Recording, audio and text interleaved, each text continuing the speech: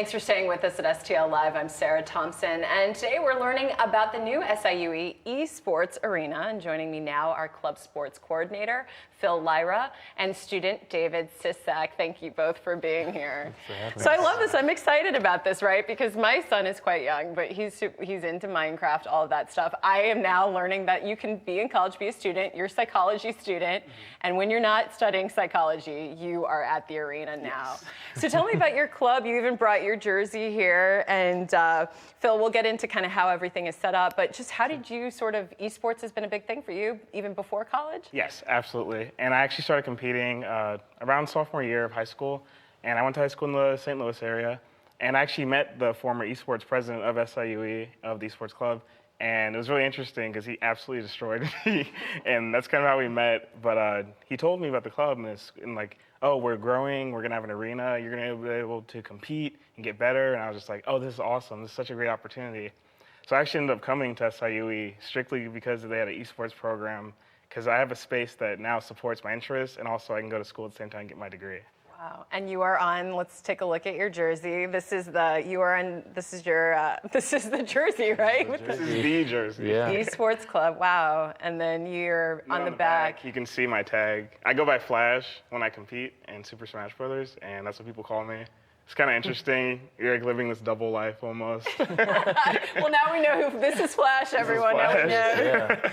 So Phil, let's talk about how we were looking at the photos of the arena. Tell me how this actually functions. You have a lot to coordinate, and you were making the analogy to just literally physical sports, but now in the esports arena that you're managing, overseeing all of this. How does this all kind of come together? With the number of teams, students, all of that. We treat it just like any other sports. Under esports, under our club, we actually have 10 to 15 competitive teams where we have 60 plus competitive gamers. We have 100, 150 plus students in the organization. And there was desperately that need for them to be somewhere on campus where they could meet. Now we have that space. They can actually come together. They can have practice just our volleyball teams or basketball teams have.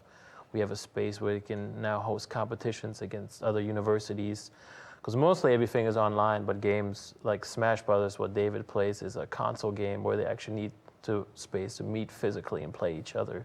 So now we have that in the arena.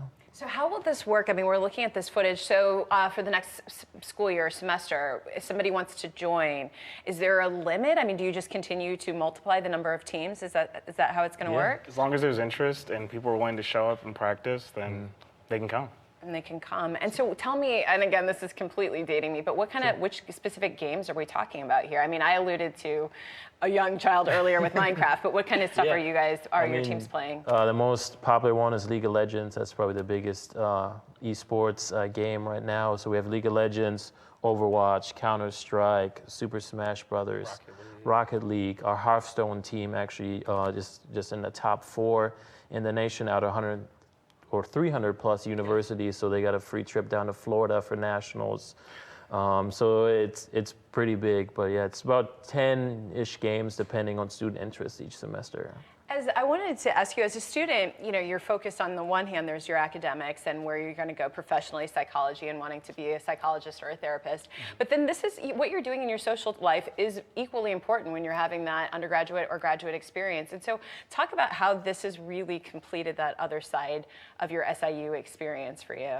Well, so someone who takes the academics very seriously and tends to stress about how they're doing academically, even though I'm a straight A student, a thing that I think is equally important is that I have that release and that time away, and that's what this has provided for me. I've created lots of friends through the community that not only the esports arena has allowed me for, but just having an esports scene at SIUE is allowed for.